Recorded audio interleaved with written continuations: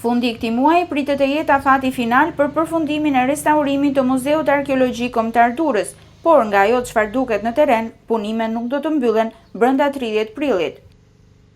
I nisur që në nëntor të vitit 2022, përfundimi i restaurimit të muzeut është shtyrë disa herë, pasi fillimisht u deklarua se punimet do të zgjasnin vetëm një vit. Vonesa në përfundimin e punimeve mund të bëhet shkak që muzeu, i vetmi i këtij lloji në vendin tonë, të rrezikojë të jetë i mbyllur për turistët dhe vizitorët dhe këtë sezon turistik. Pas përfundimit të restaurimit, që po kryhet në kuadër të programit EU for Culture, i financuar nga Bashkimi Evropian dhe i zbatuar nga UNOPS në partneritet të ngushtë me Ministrinë e Kulturës, do të duhen muaj të tjerë për të sistemuar në muze mbi 2000 artefakte të periudhave të ndryshme historike që nisin që nga para historia. Autoritetet kulturore synojnë që pas investimit që kushton rreth 348 milion lek, në momentin e rihapjes, turistët të mund të vizitojnë të 3 katet e muzeut, si dhe oborrin e jashtëm. Mbyllja 3 vjeçare e Muzeut Arkeologjik Kombëtar u ka hequr turistëve të huaj, por dhe vendas mundësinë që të njihen nga afër